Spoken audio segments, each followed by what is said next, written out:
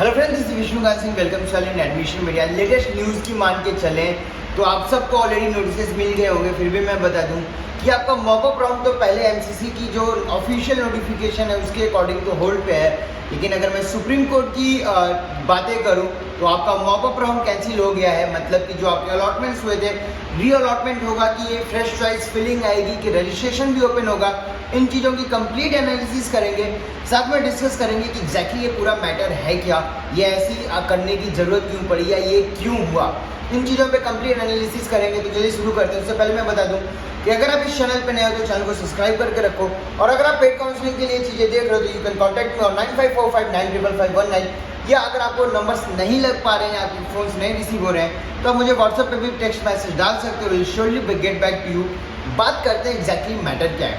यहाँ पे मेन दो पॉइंट है। पहला तो आपका 146 सीट की प्रॉब्लम है, मैं पहले उसके डिस्कशन कर लेते हैं।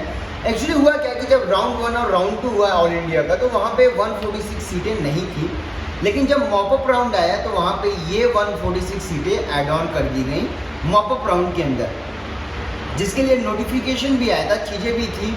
लेकिन जो ये हुआ, ये 146 की जो सीटें हैं, इसमें मेनली ऑल इंडिया में डीम्ड की तो नहीं, ऑल इंडिया में डीएनबी की ज़्यादा सीटें हैं और डिप्लोमा की सीटें हैं। लेकिन जिन बच्चों ने राउंड 1 और राउंड 2 में पार्टिसिपेट किया था, उनका कहना था कि हमें फेयर चांस नहीं मिला, अदरवाइज हमारे लिए भी पॉसिबिलिटीज़ हो सकते थे यहाँ पे।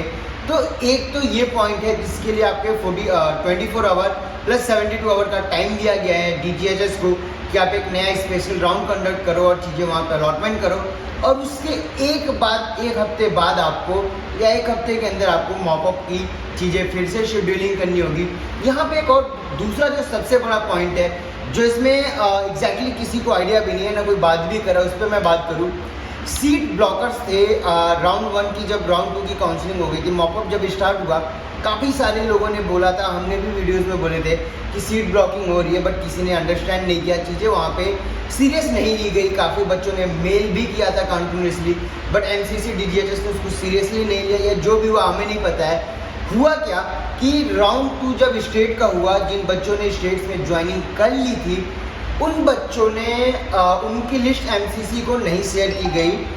इस वजह से एग्जैक्टली एमसीसी को पता ही नहीं था कि ये वो कौन बच्चे हैं जिन्होंने ऑल इंडिया में मॉपअप में भी अप्लाई किए हैं, प्लस स्टेट में भी सीटें इन्होंने ज्वाइनिंग कर रखी है। ये मेनली टोटल 792, जी हाँ 792 कैंडिडेट्स थे जिनको स्टेट में सीटें मिल चुकी थी, इन्होंने ज्वाइनिंग कर लिया था, लेकिन ये ऑल इंडिया के अंदर आके फिर से अप्लाई किया और वहाँ पर भी सीटें माने। और इसमें भी मेनली 100 से करीबन 100 ऐसे कैंडिडेट्स हैं जिनको ऑलरेडी इनके स्टेट में भी रेडियो डर्मा मेडिसिन मिल रखा है, और ऑल इंडिया के अंदर आके इनको फिर से रेडियो डर्मा मेडिसिन ही मिला है, लेकिन डिफरेंस है सिर्फ कॉलेज का।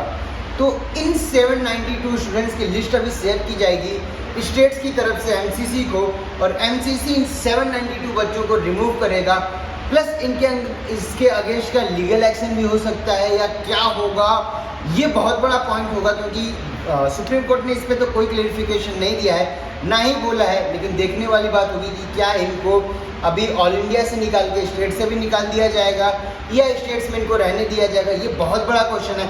इसमें मैं कंटिन्यूसली अपडेट करता रहूँगा। लेकिन अगर मैं इस नोटिफिकेशन की बात करूँ, जो सुप्रीम कोर्ट की तरफ से चीज़ें जो चल रही थी उसके अकॉर्डिंग अगर मैं मानूँ, fresh mop up round for all India quota seats shall be conducted and completed within period of 1 week thereafter। मतलब कि जो आपका एक स्पेशल राउंड होगा ये 146 सीट्स के लिए, उसके बाद एक हफ्ते के अंदर आपका ऑल इंडिया मॉपअप राउंड की फिर से सारी चीज़ें होंगी, और वहाँ पे आपकी सीटें फिर से अलॉटमेंट होगा, या क्या होगा वो देखने वाली बात होगी।